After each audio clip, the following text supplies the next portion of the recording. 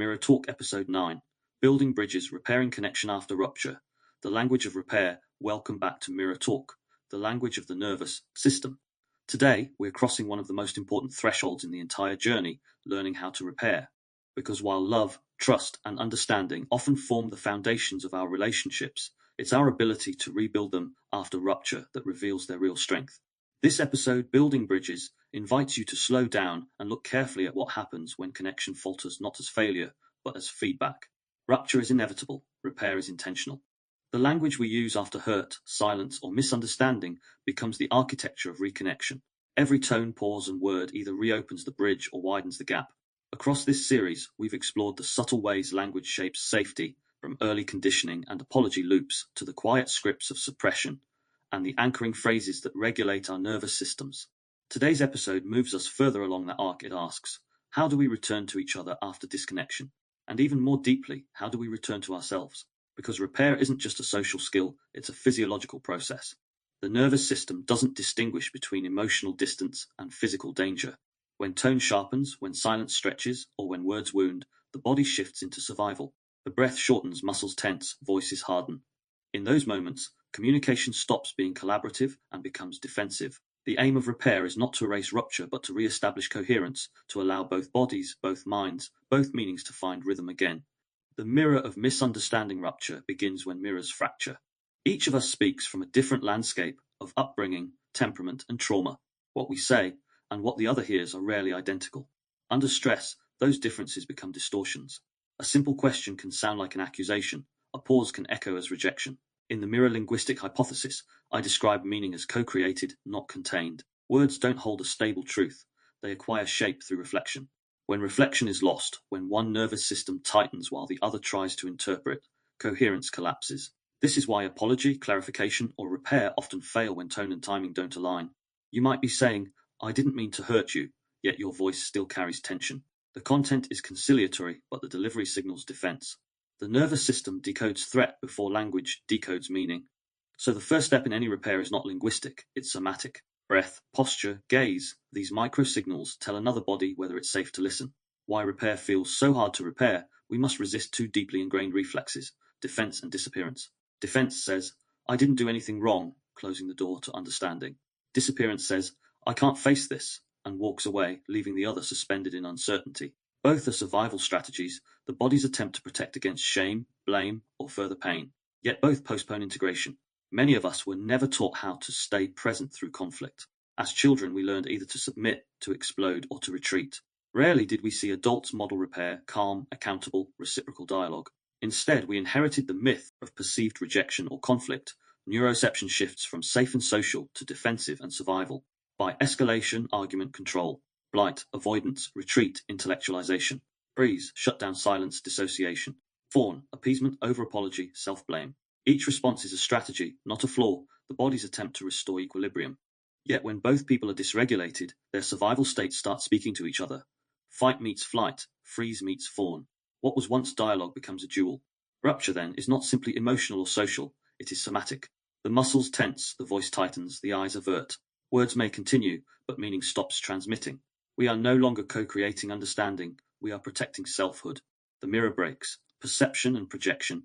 Every interaction functions like a mirror, reflecting our tone, timing, and truth. But under stress, that mirror distorts. Instead of seeing the other clearly, we see our own history refracted across their face. Attachment theory helps us trace these distortions. Those with anxious attachment may experience rupture as abandonment. Those with avoidant attachment may perceive it as an intrusion. Those with disorganized attachment may oscillate between both, drawn close, then repelled by fear. These early blueprints shape how we listen. The anxious partner hears distance in a pause. The avoidant one hears criticism in closeness. The words exchanged are less relevant than the states behind them. The mirror linguistic hypothesis, MLH, reframes this. Meaning arises through reflection, not transmission. When our mirror is fogged by fear, what we reflect distorts. We begin projecting, attributing motive, exaggerating harm, and reading between the lines of sentences that were never written. Rupture often begins here, not in the content of conversation, but in the collapse of reflection. The moment one person stops being a mirror and becomes a screen for our projection, understanding fractures. Words that wound. The language of threat when threatened, language reverts to its oldest function, survival. Neuroscience shows that during sympathetic activation, Access to the prefrontal cortex, responsible for empathy, reasoning, and nuance, narrows. The limbic system, tuned for speed not subtlety, takes over. Our vocabulary shrinks. Sentences become short, sharp, certain. Tone rises, volume increases, metaphors turn combative. Phrases like you always, you never, that's not what I said, are linguistic symptoms of defense. They aren't logical arguments but alarm calls. Each one says, I don't feel seen, I'm losing ground, I need control. In nervous system language, NSL, this is described as contractive speech, words that narrow relational space, reflecting bodily tension. Expansive language, by contrast, signals safety. I'm trying to understand. Can we slow down? This feels hard. Recognizing these cues allows us to read rupture as data. The body speaks through diction. The question is not who's right, but who's regulated. Micro moments of disconnect rupture rarely arrives dramatically. It begins subtly in a sigh unheard, a tone misread, a need unmet. Over time, these micro moments accumulate, forming a sediment of small resentments. The bridge erodes not through one storm, but through weathering. Psychologist John Gottman identifies sliding door moments, everyday junctures where one partner reaches for connection and the other turns away. A partner says, I had a hard day, hoping for comfort. The other distracted replies, you'll be fine. The moment passes, but the nervous system registers withdrawal. Over time, unacknowledged bids become evidence of indifference. Online, these ruptures multiply. A message left on read, a delayed reply, a curt tone in text. Each becomes a trigger for neuroception. The brain struggles to interpret absence. Silence online feels louder than words. In digital spaces, where tone is flattened and context lost, rupture often hides beneath politeness. To build bridges, we must first notice these moments, name them before they calcify into narratives. Repair begins not at the breaking point, but at the first fracture. The physiology of misunderstanding. When we say, I don't feel heard, we often mean more than disagreement. We mean dysregulation. Hearing requires presence. Presence requires safety. If the nervous system perceives danger, listening collapses. Instead of curiosity, we produce counter-arguments. Instead of empathy, evaluation. Functional MRI studies show that during conflict, brain regions associated with self-defense light up, the anterior cingulate cortex, emotional pain, and amygdala, threat detection. Simultaneously, areas linked to empathy and perspective taking, such as the medial prefrontal cortex, go offline. This neurobiological choreography explains why two intelligent, well-intentioned people can talk for hours yet feel unheard.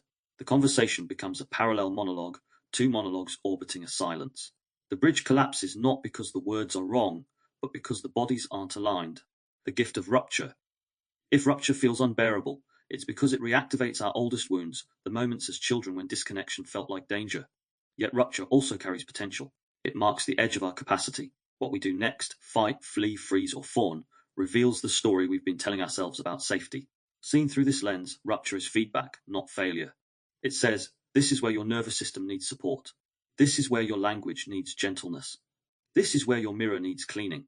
Every conflict, then, is an invitation to translate defense into dialogue, pain into precision, and reaction into reflection. To build bridges, we must become linguists of rupture, fluent in the dialects of distress. Reflection. Ask yourself, when conflict arises, what does my body do first? Which words leave my mouth before I've had time to think?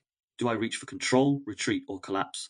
What story does my body tell about safety, and who taught it to speak that way? Pause here. Write down one phrase you often use in moments of rupture. You never listen. It's fine. Whatever. Now ask, what does this phrase protect me from feeling? Rupture exposes the seam between our surface language and our state beneath. By tracing it, we begin to understand not only why we break, but how we can rebuild. Understanding rupture gives us language for the break, but repair requires a blueprint for return. Awareness alone doesn't mend the bridge, it shows us where to place the first plank. The next step is movement, from recognition to regulation, from reflection to reconnection. In every relationship, whether intimate, professional, or digital, these phases unfold as a rhythm of healing, first naming what broke, then steadying the body, clarifying meaning, and finally rebuilding trust. In element 2, the bridge blueprint, stages of repair will map this arc of reconnection in 4 parts: recognition, regulation, reflection, and reconnection, blending. In NSL, these statements are expansive signals, language that opens space rather than closes it. They slow the body's threat response and invite co-regulation. In MLH, recognition reestablishes reflection. By naming the rupture, both mirrors are cleaned. Distortion becomes dialogue. Without this, each person remains trapped in assumption, speaking to a version of the other shaped by hurt, not presence. Reflection prompt. When I sense disconnection, do I freeze, fix, or face it? What simple phrase could help me name rupture without blame? Recognition is humility in motion, the courage to stop performing certainty and start practicing clarity. Phase 2. Regulation, breathing before rebuilding. Once the rupture is recognized, the instinct is to fix, to rush into explanation or justification, but regulation must precede resolution. You cannot rebuild a bridge with shaking hands. The nervous system interprets urgency as danger. Even well-intentioned attempts at repair, let's sort this out now, can backfire if one person is dysregulated. Emotional readiness is not a sign of avoidance, it's a boundary of bandwidth. Polyvagal theory teaches that communication requires access to the ventral vagal state, the social engagement system. Only when breath deepens and the heart rate steadies can empathy and reasoning return online. Without this, repair risks becoming a reenactment of two survival systems trying to solve what they're still feeling. Regulation, then, is not withdrawal but preparation. It is the nervous system's way of saying, I need to anchor before I can connect. Practical NSL cues include, can we take a breath together before we talk about this? I want to understand, but I need a moment to steady myself. These phrases model co-regulation, self-awareness, paired with mutual care. The act of naming one's state reduces shame and invites reciprocity. In MLH, this pause is a recalibration of rhythm. Reflection requires stillness, meaning cannot be co-authored in motion. When one body slows, it invites the other to mirror calm. Practice. Try the 3-3-6 breath before responding. Inhale for 3, hold for 3, exhale for 6.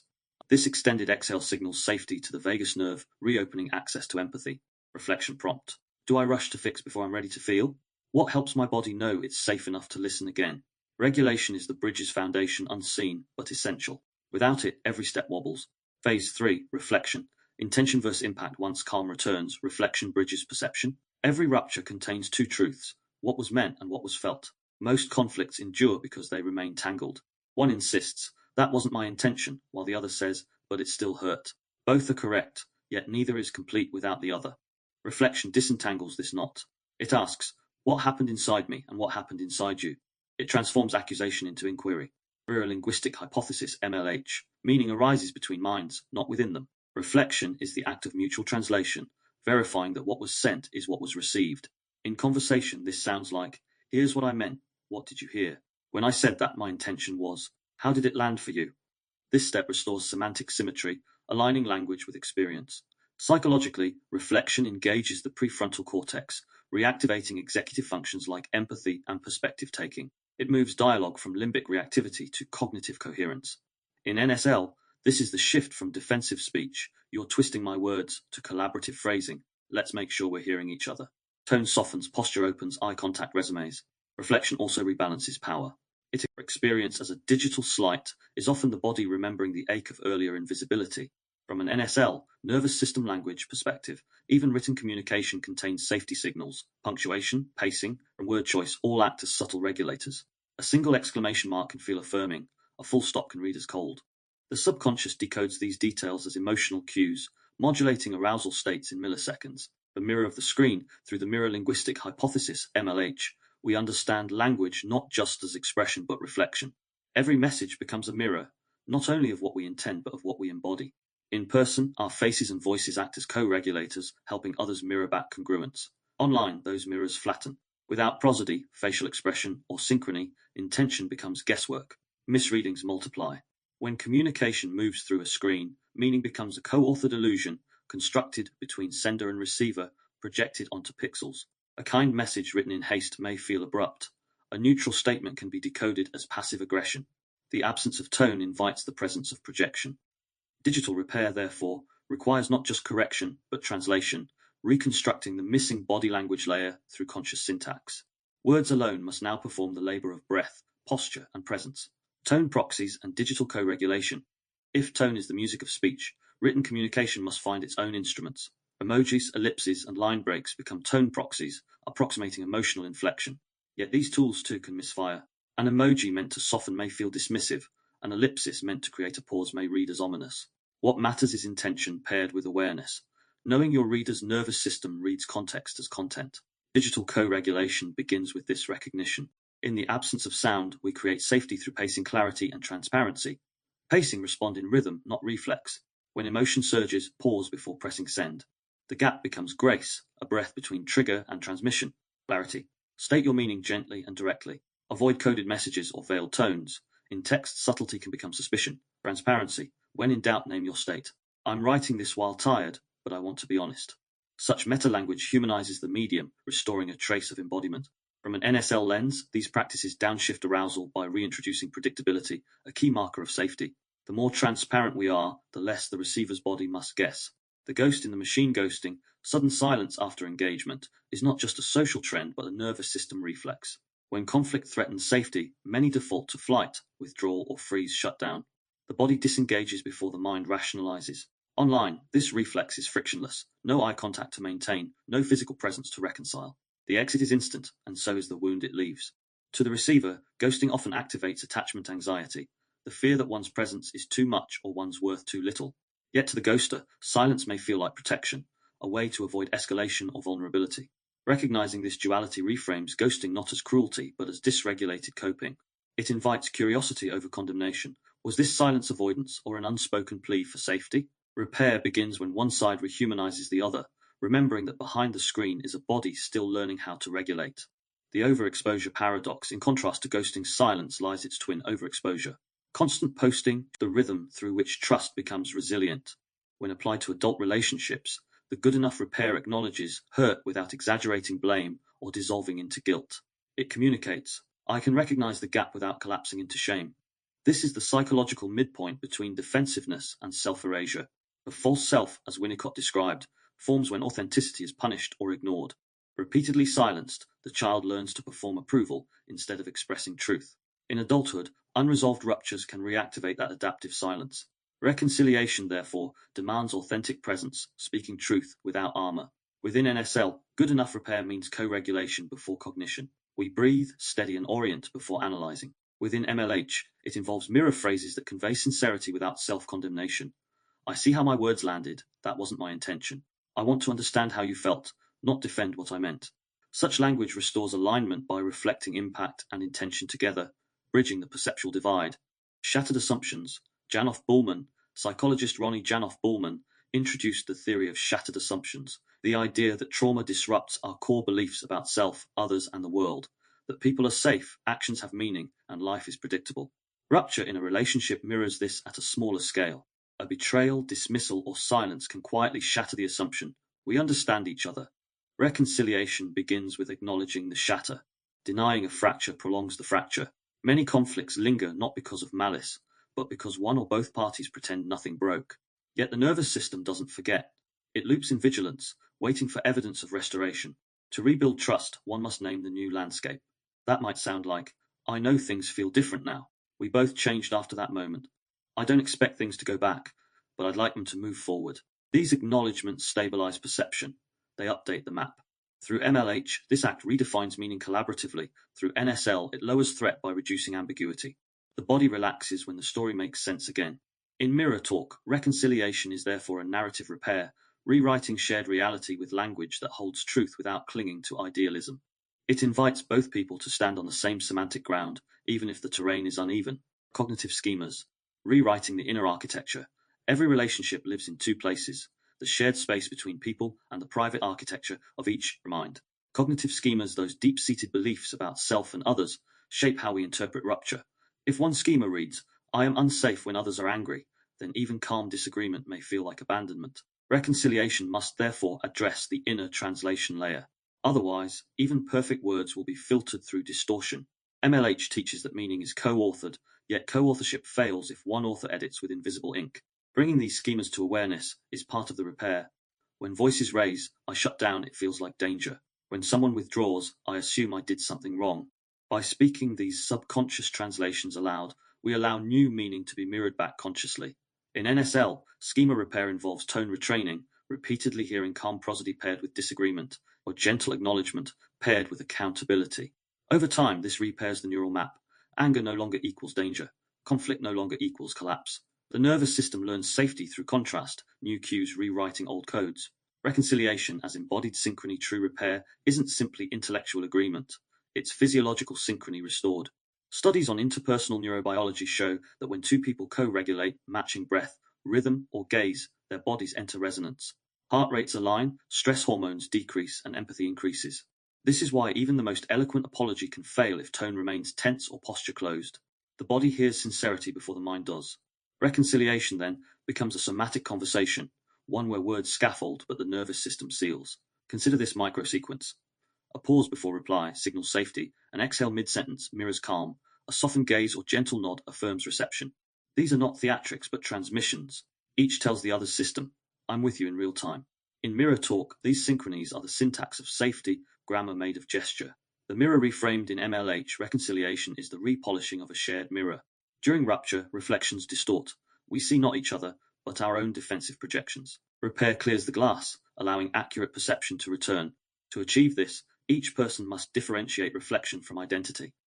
You are not the distortion you caused, nor are you the distortion you received. Reconciliation offers a new mirror, one capable of holding both truth and tenderness. This requires linguistic transparency. Phrases like I was wrong or I can see your hurt polish the surface. In NSL, they're accompanied by somatic congruence, steady breathing, and grounded tone, so that the word and the body say the same thing. When a mismatch persists, kind words or cold tone, the mirror fogs again. The architecture collapses if beams of integrity are missing. Reflection prompt. Recall a time when trust was fractured, but was later restored. What rebuilt safety, words, tone, time, or presence? What part of your body first believed you were safe again? Use journaling or conversation to trace not only the narrative of repair, but the physiological evidence of reconciliation. Did your shoulders drop? Did your breath deepen? That's the architecture, not abstract theory, but felt proof. Insight builds understanding, but reconciliation only becomes reality through practice. Knowing why trust heals is not the same as living how it heals. Next, in Element 5, Integration Practice, the 3 rupees of repair, we'll move from architecture to action. We're exploring a 3-step framework to guide real-world reconnection through regulation, relation, and rephrasing. Because every bridge, no matter how strong in theory, must eventually hold the weight of return. Integration practice. The 3 rupees of repair when trust falters. We often reach first for explanation. We want to clarify what happened, justify our intent, or smooth the narrative back into coherence. But repair isn't a cognitive debate, it's an emotional recalibration. The nervous system can't process logic when flooded. It needs regulation before reason. In mirror talk, repair begins not with eloquence, but with presence. The 3 rupees of repair, regulate, relate, and rephrase form a practical map for navigating reconnection. These are not rigid steps, but relational rhythms, the movements of a nervous system returning from threat to trust. Each R is a bridge beam, carrying weight only when grounded in sincerity. 1. Regulate, calm before contact when rupture strikes. Our biology shifts first, our language second. The body either braces, flees, or freezes. We stop hearing nuance and start scanning for threats. Regulation is the act of anchoring safety before speech, creating the physiological conditions in which true dialogue can occur. In NSL, regulation means slowing the breath, softening the tone, and orienting the senses. A short pause is not avoidance, it's alignment. Without it, every word risks becoming ammunition. Consider the difference between, we need to talk now, urgent, defensive. Can we pause a moment? I want to approach this clearly. Grounded, invitational. The second phrase signals safety, a tone and tempo that the body recognizes as open rather than oppositional. Practical regulation cues include 2 full exhales before replying, grounding through touch, feet on floor, hand on heart, orienting eyes to neutral space, breaking visual fixation. These small shifts recalibrate the vagus nerve, quiet threat detection, and restore access to empathy. Only when calm returns can repair begin. Reflection. Do I seek to be right or to be regulated? Repair built on urgency collapses. Repair built on calm sustains. 2. Relate. Mirror emotion, not defense. Once grounded, we move to relation, the act of emotionally mirroring before intellectually analyzing. Too often, apologies stumble because they bypass empathy. The listener's body is still in defense, waiting for acknowledgement. Relate means demonstrating understanding through emotional language, tone, presence, and phrasing that reflects the other's experience without agreeing or conceding. In MLH, this is mirror linguistics in action, using words to show I see you before I explain myself. Example, your overreacting escalates defense and invalidates emotion. It sounds like this really hurt you. I want to understand what felt unfair. Expands safety and invites dialogue. To relate is not to absorb blame, it's to build a bridge of recognition. Mirror neurons respond not to apology scripts, but to authenticity, to the felt congruence of tone, gaze, and presence.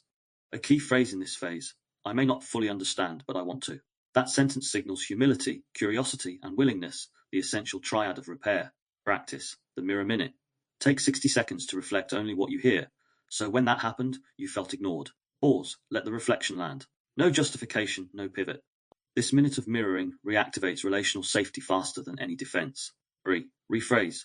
Rebuilding meaning. Once calm and connection return, meaning can be reconstructed. This is the rephrase stage, shifting from reaction to co-creation. In NSL, rephrasing is not wordsmithing, it's state shifting. The nervous system listens for tone before syntax, so the success of rephrasing depends as much on cadence as on content. The aim is to translate intent into impact, bridging the gap between what was meant and what was felt. Example, initial phrase, "That's not what I meant."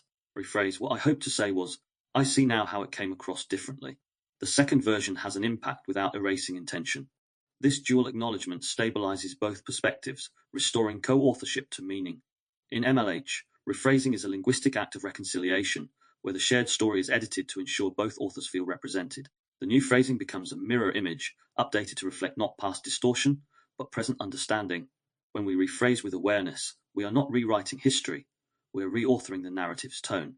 The words shift from defensive to collaborative, from self-protection to mutual protection. A rhythm of the 3 rupees.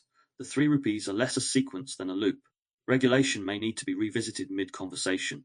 The relation may falter, requiring renewed calm. Rephrasing may open new emotions, sending us back to empathy. This is the coherence loop, the dynamic rhythm of repair. Unlike scripts, loops are adaptive, they evolve with the state of both systems.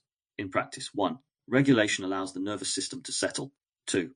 Relate allows empathy and restores synchrony. 3. Rephrasing language realigns meaning. Each pass through the loop thickens the bridge, neural, emotional, linguistic. Journaling cue, reflect on a recent rupture. Which R did I skip? Did I speak before regulating? Did I explain before relating? Did I rephrase defensively rather than collaboratively? What tone, truth, or timing could I revise next time? Such reflection is not self-critique but state literacy, learning how your nervous system moves under stress and how your language follows. Integration insight repair is not about erasing tension but restoring translation. Conflict reveals where 2 systems speak different dialects of safety. The 3 rupees offer a shared grammar, a way to rebuild coherence when comprehension collapses. Through NSL, we learn to signal calm before content. Through MLH, we remember that every word is a mirror. To repair is to polish it together. When both systems regulate, relate, and rephrase in rhythm, the bridge doesn't just reconnect, it becomes stronger than before rupture.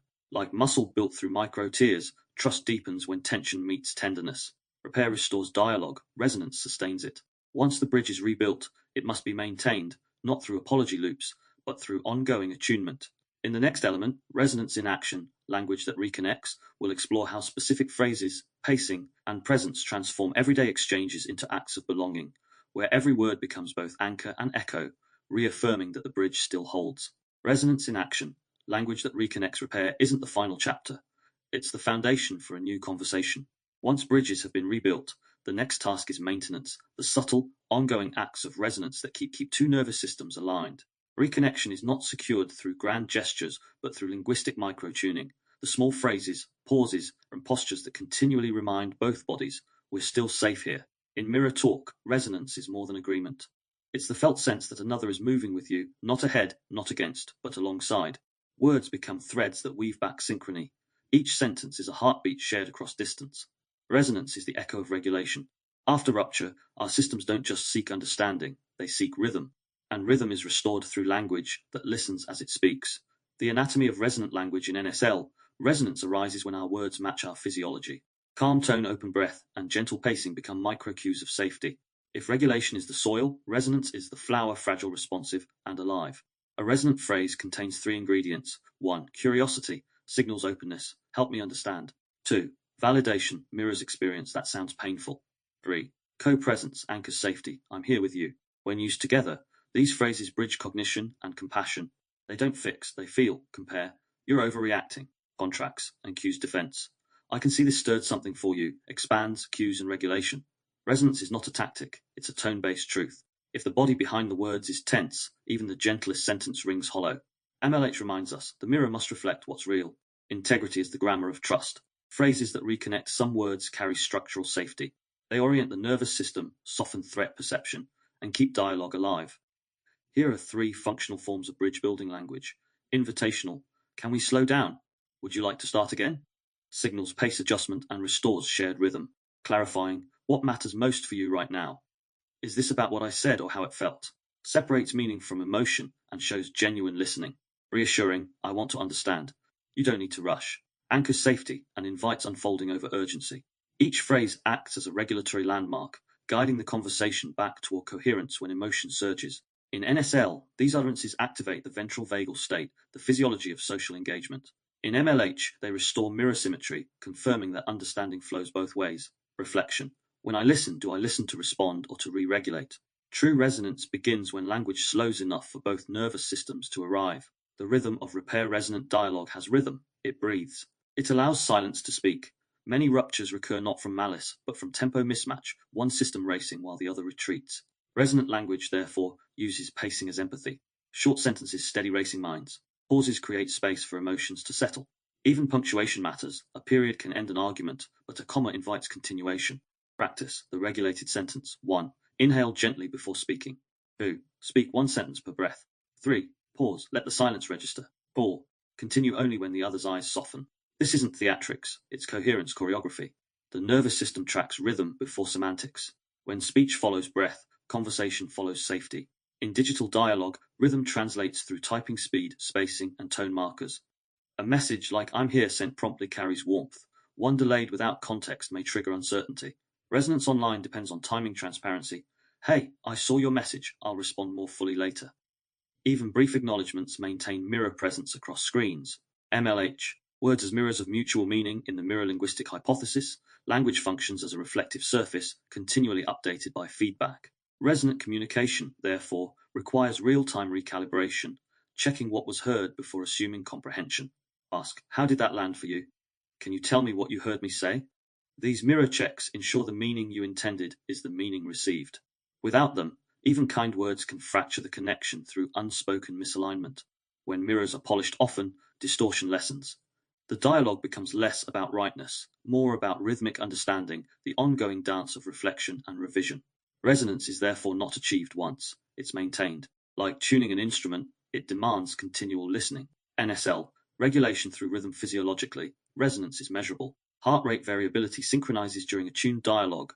Cortisol levels drop when tone and body match safety cues. NSL interprets this as linguistic co-regulation, each word a pulse in the shared nervous system. To sustain resonance, keep breath slow, words follow lungs. Keep gaze soft, eyes as mirrors. Keep tone warm, prosody primes peace. When rupture re-emerges, as it inevitably will, these cues become anchors, not arguments. They remind both systems, we've built this bridge before, we know the way back. Mini practice, mirror the phrase 1. Choose a recurring conflict statement, e.g., "You never listen." 2. Mirror it back neutrally, "You feel unheard when I respond too quickly." 3. Pause 4. Ask, "Does that sound right?" This practice trains linguistic humility, the courage to hold space for another's reality without dissolving your own. When mirrored accurately, anger often transforms into grief, and grief into gratitude. The body softens because it no longer needs to shout to be seen. Integration prompt. What's one phrase I can use this week that invites understanding rather than victory? Resonance beyond agreement. Resonance does not require sameness. Two instruments can harmonize on different notes. What matters is attunement, recognizing tension, adjusting tone, and sustaining flow. In conflict, resonance might sound like, "We see this differently, and that's okay." What matters is we keep talking. Such phrasing honors both individuality and interconnection. It tells the body, difference is not danger. The ultimate test of resonance is not unity, but continuity, the willingness to remain in conversation, even when full understanding is unfinished. Reflection. Think of a relationship where words once felt sharp. Which phrases now soothe instead of sever? What tone helps you stay present when discomfort rises? When did you last feel truly met in language, and how did your body know? Resonant repair isn't measured by apology count, but by posture change, by how two people lean in again after retreating. Every bridge vibrates with the echoes of what it's carried. Resonance reminds us that those echoes need not haunt, they can hum. But integration requires closure, not as finality, but as conscious continuity. Next, in element 7, closing whisper. From rupture to resonance, we'll draw the arc together, from fracture to fluidity, and leave with a single truth. Repair isn't a moment, it's a movement. Because every conversation we have becomes a quiet blueprint for the world we're building. Closing whisper. From rupture to resonance, every conversation carries memory. It's not only the words spoken that linger, but the tone that touched, the silence that settled, and the breath that bridged two worlds. Each exchange we endure or embrace becomes part of the architecture of our relational nervous system. We often think of communication as information, a message sent, a meaning received. But dialogue is closer to architecture than arithmetic. It's less about addition, more about structure. Each sentence a beam, each pause a pillar, each glance a supporting arch. And when that structure cracks, through misunderstanding, misalignment, or mistrust, the collapse can feel existential, because when words fracture, so does belonging. Yet what we've explored across this episode, and indeed throughout Mirror Talk, is that rupture is not ruin. It's a revelation. It reveals where our language was stretched too thin, where our tone was tuned too tight, where our nervous systems sought safety through silence, sarcasm, or retreat. Rupture is the moment we see what our bridges were built from: fear or faith, ego or empathy, haste or harmony, the arc of repair. The journey from rupture to resonance is rarely linear. It begins not with eloquence, but with exhale, the breath that slows the flood, the pause that opens the gate to curiosity. Before we can reach for the other, we must return to ourselves. We saw this in Element 2, the bridge blueprint, the stages of reconnection. Recognition, regulation, reflection, reconnection. Each phase is an act of remembrance, recognition, something between us cracked. Regulation. Let me breathe before I build. Reflection. Here's what I meant. What did you hear? Reconnection. Let's author a new meaning together. Repair isn't a performance. It's presence. It's less what you say, more where you say it from. To speak from a grounded body is to let the nervous system lead. Tone before text, breath before brilliance. Because your physiology is your first language. And every apology, every olive branch, every I want to understand becomes credible only when carried on the rhythm of regulation. The science of sincerity in NSL, nervous system language. Sincerity isn't a concept, it's a signal. When tone, timing, and truth align, our mirror neurons recognize coherence. That's why a genuine apology can melt defenses faster than logic. The prosody tells the story before syntax can. Conversely, when tone and content clash, I said I'm sorry laced with hostility, the body detects duplicity. We withdraw, not out of stubbornness, but survival. The mirror linguistic hypothesis, MLH, extends this truth. The language we use not only describes reality, but co-creates perception. Every phrase functions as a reflective surface, shaping how others, and we ourselves, appear within it. Thus, repair is not merely returning to conversation. It's reauthoring our mirrors, adjusting the angles, cleaning the glass, letting light in again. When you rebuild a bridge through sincerity, you don't just reconnect, you redesign. The structure becomes stronger for having been examined. The cracks, once filled with honesty, become part of the beauty, kintsugi in conversation. Repair is not perfection, it's presence. It's the embodied act of saying, we are still worthy of dialogue. The mirror of mutuality resonance is born in mutual reflection. You can repair alone, but only to your side of the bridge. True reconciliation demands mutual mirroring, two nervous systems choosing to sync, two mirrors aligning to reflect a single shared moment.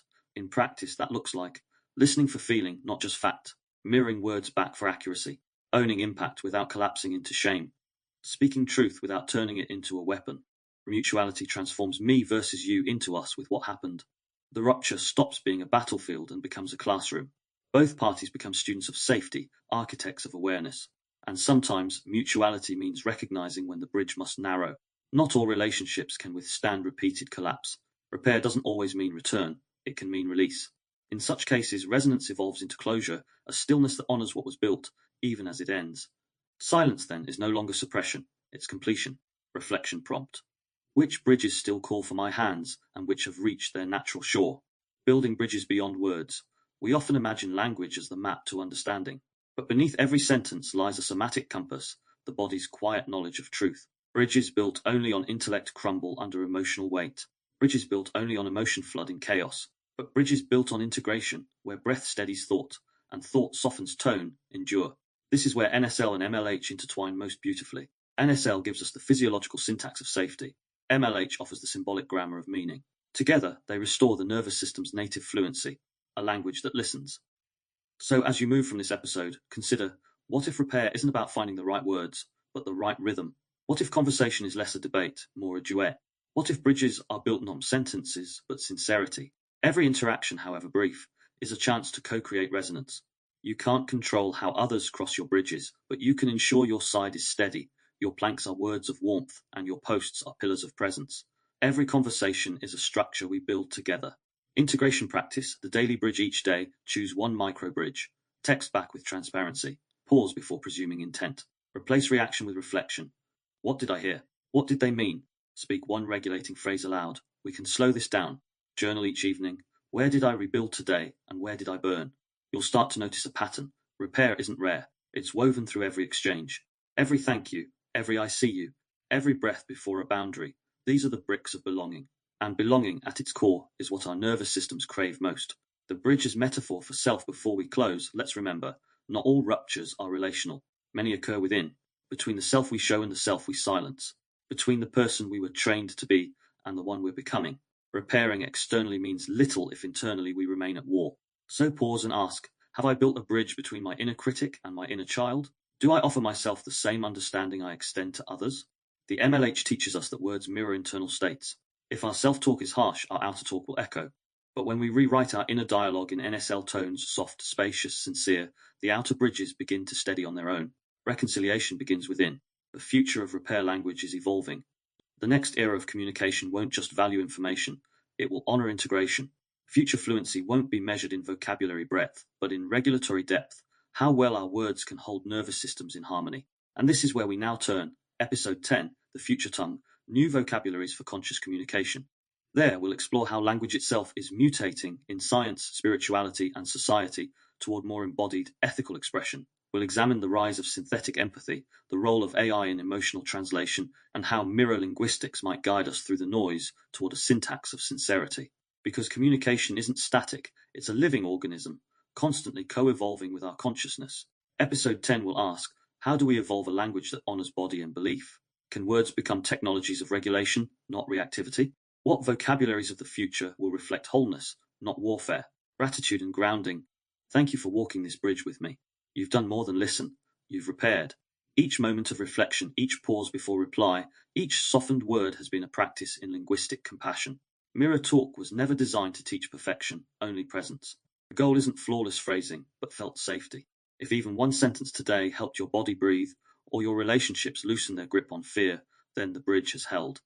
Carry this awareness into your daily dialogues, with lovers, with colleagues, with strangers, with yourself. Let your voice become a vessel, your tone a testament, your breath a bridge. Awareness before eloquence, regulation before rhetoric, connection before correction. You are not just a speaker of words, you are a builder of worlds. So as we close episode 9, Building Bridges, take this final whisper with you. And when rupture finds you again, as it inevitably will, remember, bridges aren't built by the unbroken. They're built by those willing to cross. Until next time, breathe before you build, listen before you lead, and know every conversation is a chance to come home. You've been listening to Mirror Talk, the language of the nervous system. I'm James Miller.